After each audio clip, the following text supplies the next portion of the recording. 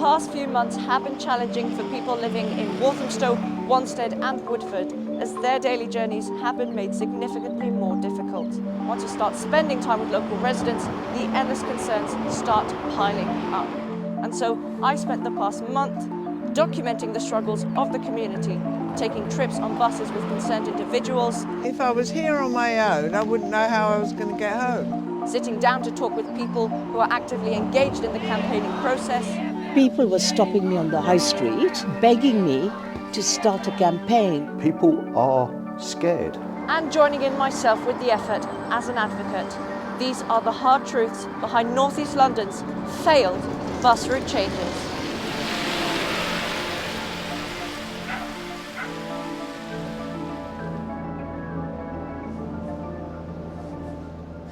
It's very early morning here on Charnwood Drive in the back streets of Wanstead, where I've just gotten off a W14 bus that unsurprisingly had no parents with their school children on it because of the poor scheduling that misses out the time when most commuters are heading to school. And so I'm very knowledgeable at this point about the bus route changes after a month of research. But how did I get here? I first heard of the Save Our Local Bus Routes campaign group at the start of January, and out of curiosity joined them for one of their regular meetings at Christchurch in Wanstead. As someone who lives in the area, I knew that after months of keeping my opinions quiet, it was time to make my contribution.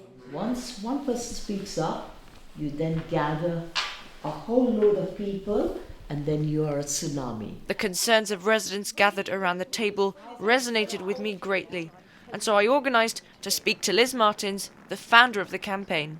We met up at the cafe on Christchurch Green, right opposite the Woodbine Place bus stop, an important transport hub in the area, so that she could take me back in time to guide me through the history of the campaign group's progress over a cup of hot chocolate. We had no idea, or I had no idea, that the bus changes were going to be introduced or even discussed.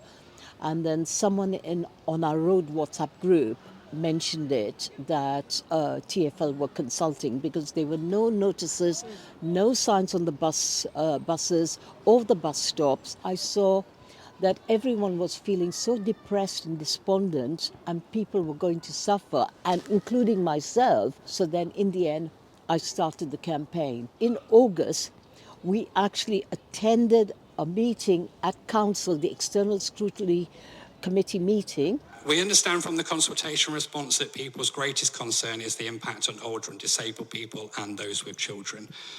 We very much do acknowledge that some people were more impacted than others. This always happens when we change bus routes. But overall, we believe that more people will benefit by improved frequencies and connections. We highlighted all the problems that residents would have. I've got an 85-year-old plus lady who's going to be severely affected by these proposals. She is totally dependent on that bus. She is going to be isolated in a home, not able to access, even as a minimum, to attend her appointments at Whipps Cross Hospital. For you, an able person, to turn on and say that some people are impacted, so what, in essence, is what you are saying, is not acceptable. I'm sorry. So at that meeting, we asked for a moratorium again. We therefore request that the committee supports Redbridge's request for a moratorium until such time that TfL amend their proposals to ensure that they do not affect the residents unfavorably, particularly those that have protected characteristics. So here's an overview of the original bus services in comparison with the current network of routes. The W13 ran between Woodford Wells and Leytonstone, the W12 between Walthamstow and Wanstead, the W14 from Woodford Bridge to Leighton Mills, and the 549 running every 90 minutes from South Woodford to Loughton. The goal of the reroutings were to simplify this network. However, in doing so, residents of these highlighted areas now have an hourly service rather than one that arrives every 25 minutes, takes a 6-minute diversionary route around Wanstead and no longer gets them into Whipps Cross Hospital. There are many more issues which we will address later. To see firsthand what kind of an effect the W14 service reduction has made, I went on a journey with 86-year-old Lucille Grant, a Wanstead resident who 30 years ago specifically moved into her house on Elmcroft Avenue as it lies on the Hail and Ride section.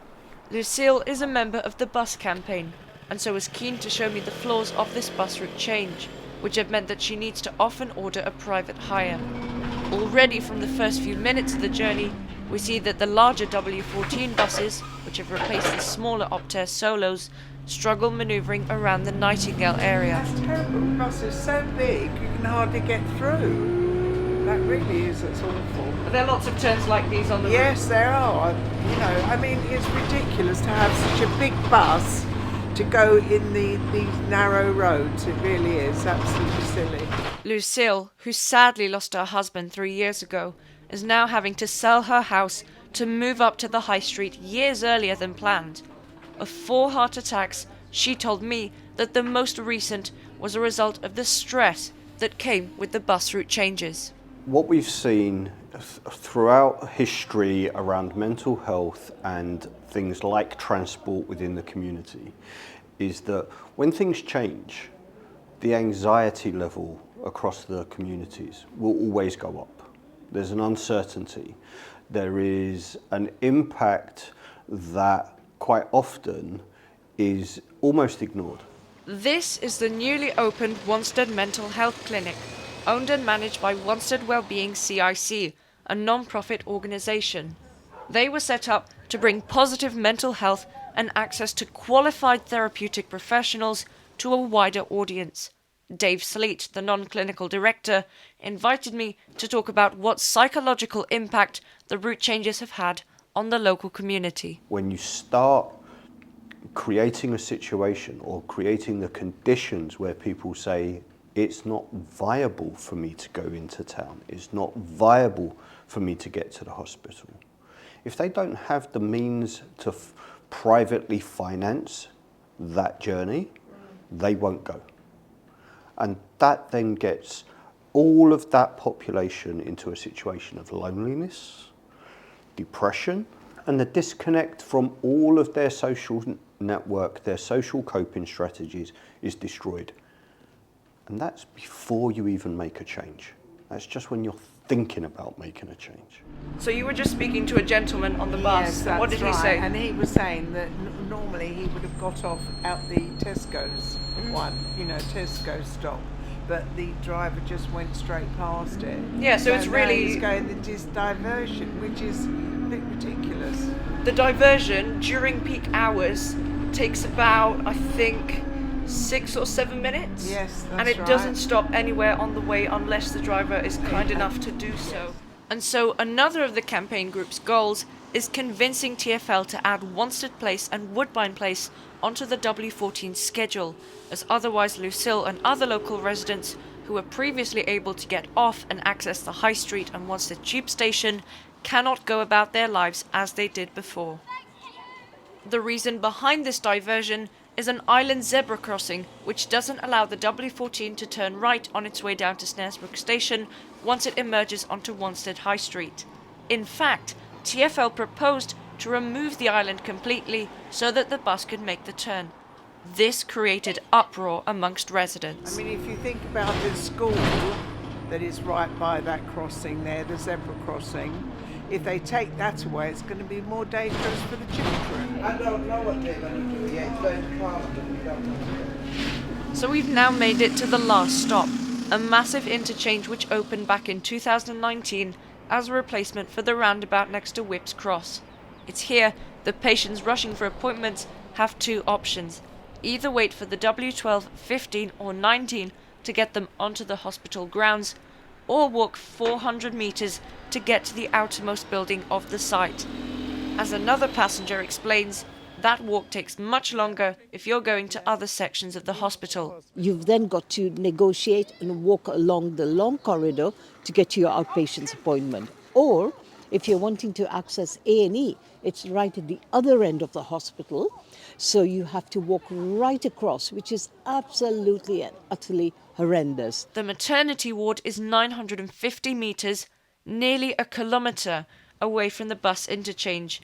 A huge challenge for Sophie Isaac, who has been expecting for a long time now. The other day, I had an appointment at about 8:30 a.m. The night before, I was just stressed out thinking about how much, because before it used to be really easy to get to Whips Cross with the W12. So the other day, I had to run in the rain just to catch that W12, because I knew if I missed that one, I'm going to wait 30 minutes, and there was no way I'd be able to do that because my appointment would have passed. So I had to run, and I was so scared. I was holding my bump like this, and I was so scared because I knew the kind of pain, but I just had to run in the rain. I just felt so sorry for myself that day. It was very sad. By the time I got on the bus, I was out of breath, and I even said to the bus driver that, it's really, really atrocious what they're doing to people. The last few weeks, how many times would you say you've had to go to the hospital? 16 times. 16. So if you had an appointment at a certain time, how would you normally do it? A&E. A&E, okay. And you had to wait for the W14 now. So how do you get around that? You have to. You just have to do it. And sometimes when the bus is not running, that's it. You have to get a taxi. Get a taxi. That's awful. However, at the scrutiny meeting, despite these concerns being raised, the response from the TfL representative was simple. The interchange is within 400 metres of the hospital and so is considered to serve the hospital. The changes to the bus routes will result in more than 26,000 Redbridge residents provided with direct access to Whips Cross Hospital. We consulted with the hospital on our proposals. They're very much aware of the scheme and are supportive of the scheme. Further to that, they've actually preferred that no bus actually would stand or terminate within the hospital grounds. In a recent article, it was confirmed that this is not true. They have options to mitigate it by increasing their communication, not decreasing.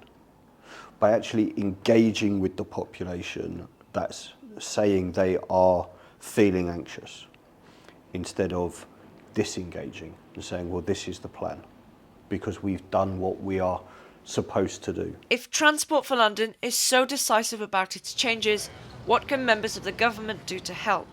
Well, to answer that question, we're venturing outside of northeast London, taking the tube to Westminster, and more specifically, the world-famous Houses of Parliament. It's important to get the perspective of a politician on this issue. And so what better a person to speak to than the Secretary for Health and Social Care, Wes Streeting, who happened to be speaking at an event on Pride History Month taking place in the Jubilee Room.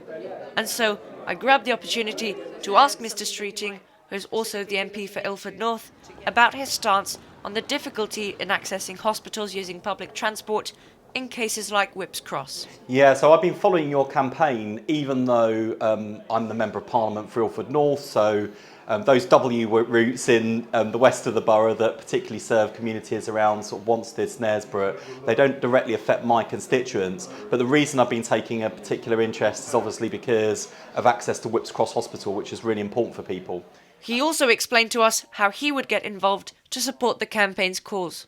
So making sure that people can firstly access public transport and secondly to try and get as close to door as they possibly can makes a big difference. With my hat on as the Health and Social Care Secretary, I mean, one of the things that we are looking at across the country is how to make our health services more accessible to people with a wide range of needs. You think about the people I call the frequent flyers in the NHS, the people who use services most often, they tend to be older, they tend to be more frail, and of course there are lots of disabled people who need to regularly access health services. So accessibility is important to me, and I'll certainly join Calvin and other local MPs in raising this with Transport for London and the Mayor, and with our local NHS trust in Barts to see if a solution can be found. So getting to speak to my local MP and of course speaking to the Secretary of State for Health and Social Care gave me a very good idea of what politicians are going to do to respond to the issues that have been faced. And so there is hope for the future. Back at Whipps Cross interchange, Lucille and I had been waiting patiently for the W14, which had pulled into a bus stand to re-enter service on the interchange. And so it came as a great shock to us when the bus drove off back down to Snaresbrook Road without picking up any passengers. And then he just went off and he turned right. We then realised that the bus stop we had been dropped off at, despite having the W14 timetable showing services back towards Loughton, was an alighting point only, and that the pickup point, poorly labelled with a temporary sign, was in the exact same place as the bus stand. This temporary bus stop also hasn't been registered on the TfL Go app or any other bus time provider. I'm astonished there is so little information at this so-called bus stand. I can't see any information. There's no dot matrices at all. No.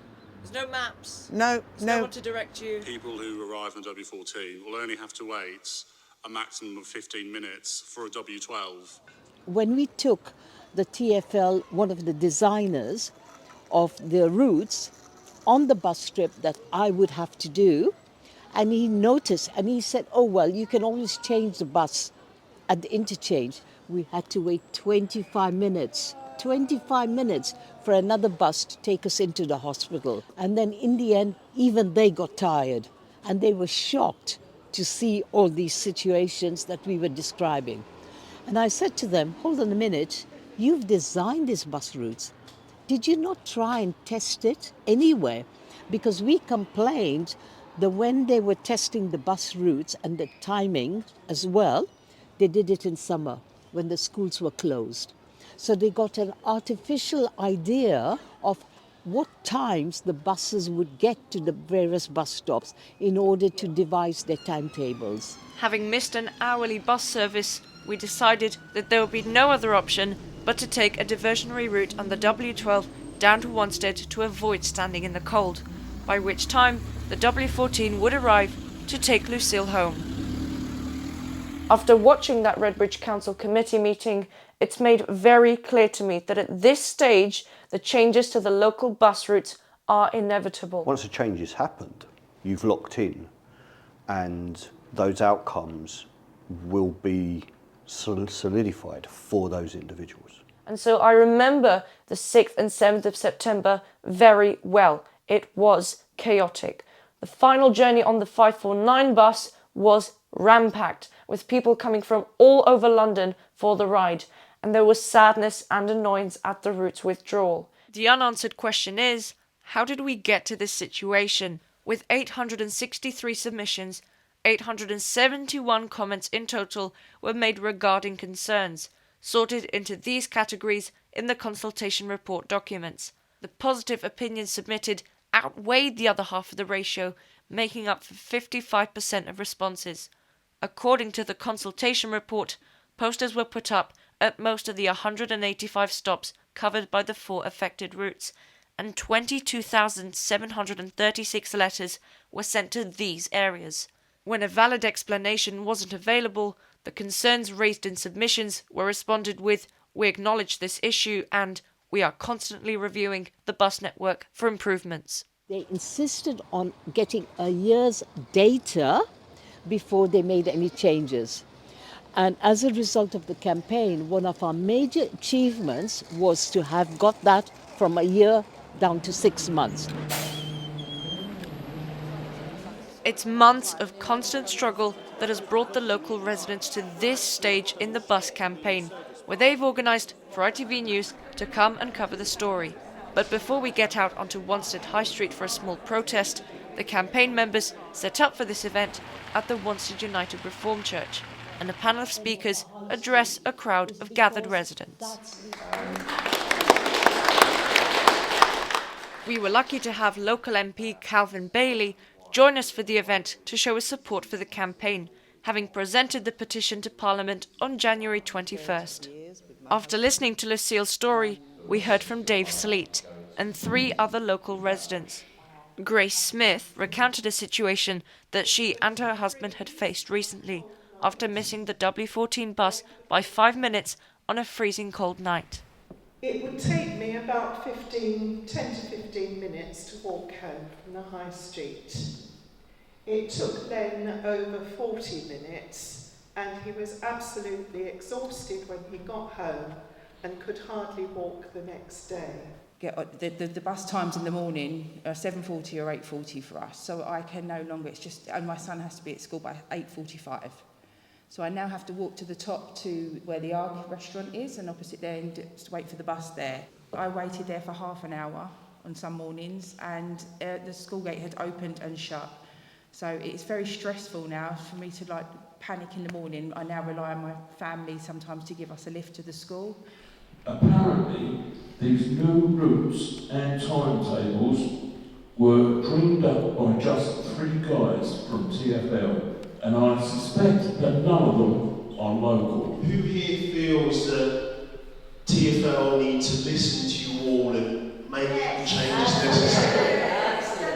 The time had come for the residents to get themselves ready for stepping out into the rain for protest, led by Liz, with our first stopping point being right next to the zebra crossing that TfL had proposed to remove. Megaphone in hand, Liz made passers-by aware of the main concerns of the bus route changes, specifically in the Wanstead area, while other members of the gathered crowd held up placards with messages like "Shame on TfL" and "Local buses for local residents." Restore our services. 1 per hour is not a service. Well done. No bus in London. Thank you, bus driver. We soon started gaining the support of passengers, as well as car and bus drivers who watched the protest as they went past. However, undoubtedly, the best part about an event such as this is giving the members of the campaign group a sense of hope for the future, pride in how far they have come, and freedom to speak their mind. Shame on TfL. TfL, come and TfL. And the government is saying that they will let the community take full control of their bus services, citing TfL as an example. Above all was a short moment of good publicity gained from this event, as the ITV News crew filmed the protest and took the time to interview a handful of people, including myself. Liz also had a chance to tell the people of London about the layout of the new routes, as well as some of the issues at bus stops themselves, including the ongoing issue with dot matrix displays in various locations. Heading back towards home from the event, Liz was in anticipation of the local news report that would be broadcast that evening. Tonight, Calvin Bailey is taking the complaint to Parliament with the aim of reinstating reliable transport for the constituents he says are most in need. Shortly after that Friday, I submitted an article written for the next issue of the Wanstead Village Directory, recounting what happened at the event. And I managed to get my friend Michael, who is a host on Surrey Hills Radio, to shout the campaign out live on air. Not everything is sunshine and rainbows when it comes to London buses. Fellow transport YouTuber Riku Fryderyk, I think I'm pronouncing that right, they have been making a documentary about the campaign to improve these bus services because, frankly, they've just been completely mucked up.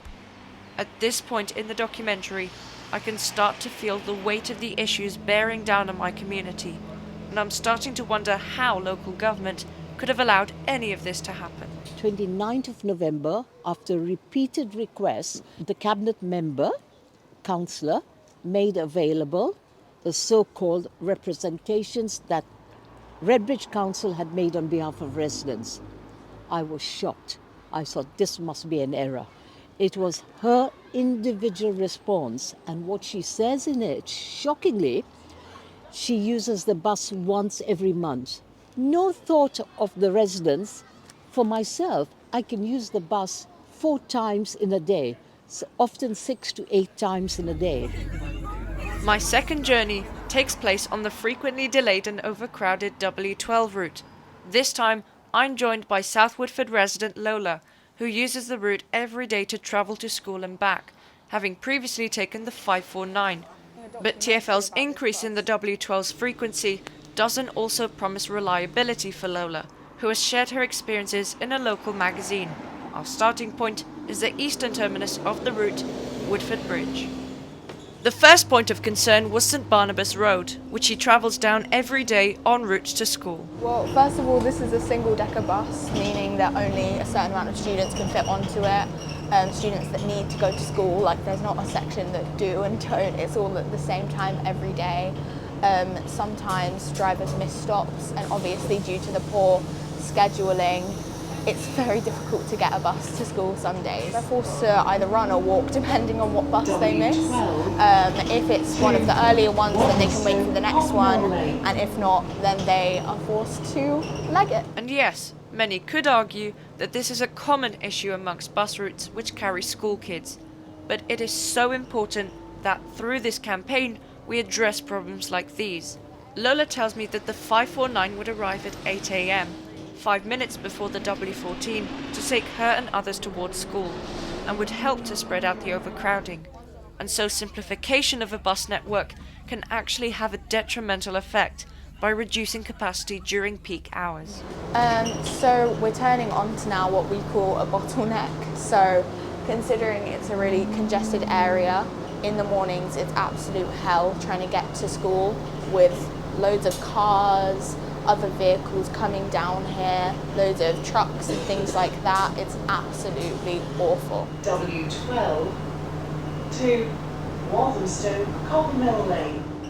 We pick up many passengers at George Lane Shopping Centre, then travel quickly down Woodford Road, passing Snaresbrook Station, before arriving once again at Wanstead High Street, where we get off to find a copy of the Wanstead Village Directory in the local co-op. This is the first time that Lola is seeing her article in printed version, so we took time to have a read while waiting for the W12. For those who live in the Wanstead or South Woodford area, TfL's bus route changes have brought us students nothing but stress and anger. Back on the bus, Lola tells me a bit about the early morning situation while we travel through the back streets of Leytonstone. Loads of students often lead to angry drivers because they're not happy with the influx of students needing to get to school, who can sometimes be a bit outspoken. The Whips Cross long corridor is what prevents the W12 from getting double-decker buses, as it has a height restriction barrier at the entrance. And so after about 10 minutes, we eventually get to Walthamstow. It's the very first time I've travelled this far out since the reroutings. I'm dismayed to realise that the W12 completely avoids the Walthamstow village area, which used to have a hail and ride section served every 25 minutes by a bus. For many years this route was my favourite in London, and having very fond memories of travelling on it, my final journey back in September was filled with sadness. You'd think that the situation couldn't possibly get worse, but the next challenge just around the corner is the introduction of brand new Enviro 100 EVs on the W12, which have already been ordered. Instead of 34 seats, this new electric bus will have 26, with 23 when the accessible area is being used with flip-down seats, which is always. Also, there is no rear door, meaning that getting off will be made ridiculously hard, especially posing a challenge for pram and wheelchair users. The deputy head of Woodbridge High was kind enough to write a statement on behalf of the school to express his worries about the introduction of these new buses. He says that, "We are a large secondary school with 2,000 students. We take our community responsibilities very seriously. This involves supervising the various bus stops in the environs of the school." Mr. Clifton goes on to say, "Currently, we very often cannot get students onto the W12 buses. The introduction of smaller capacity buses will exacerbate an already challenging situation and raises safety concerns as students panic and push to get on the bus, not wanting to be left behind. This is particularly concerning during the dark winter months when personal safety can be compromised by not being able to use a bus service." Health is a 360-degree factor for every human being. If there has been a mental health assessment included in that impact assessment, declare it, show it. If it hasn't, then get it done. Be the first to step up as a service provider and say, we understand that this has an impact on mental health. I'd like to see just compassion towards people that are struggling. I'd like to see them actually listening, because it's more than money. Like, it's people. Of course. And they don't understand.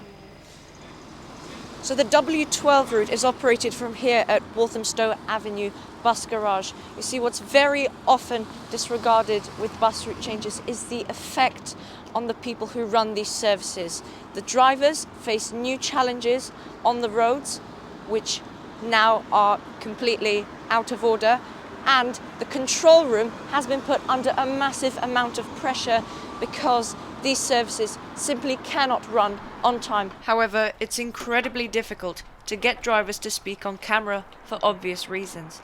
And so for my final journey on the W13, I'm being joined by my friend Godwin, who's going to be applying for a job at Lee Interchange Bus Garage later this year. And it just so happens that this garage, which is the home of the W12 and 13 routes, is right opposite Leighton Mills Retail Park. Godwin, who is very unfamiliar with our local bus network, is going to metaphorically take me behind the wheel of the bus to explain what challenges the drivers will face on the journey. But before we do that, we need to address a very common accessibility issue. We are at Leighton Mills Retail Park bus stop, and we have decided to acknowledge how poorly maintained this bus stop is. The paint is coming off. It's like a slab of metal. You know, these are often slightly curved, very narrow benches. So the idea that it's suitable for an elderly person with mobility issues to sit on one of those bus stops for 15 minutes is quite frankly outrageous in my opinion. Yes, so the W13 still has issues with being on time. Yes, the first W13 left about 5 minutes early. This one's left on time, so there's a 5-minute gap between this bus and the one in front. No, I can't. There's no point calling us. There's no one bloody answering the phone. No, that's going to work. They really do not give a Bus driving is a hard job, guys, because passengers think it's the driver's fault when it's not. The drivers just get instructed to do these things. For example, curtailing, terminating early. Travelling through Leighton's back streets, we keep mostly on time. Things will get worse though, as traffic gets even thicker on the next few W13 services. Some of the buses on the W13 are quite long, so to get round tight corners like that, you're either going to clip the curb if you're not paying attention, or you have to swing out really wide. So it's slightly dangerous. So in a technical sense, not even thinking about the schedule or anything, in a technical sense, you need to be so skilled to do it.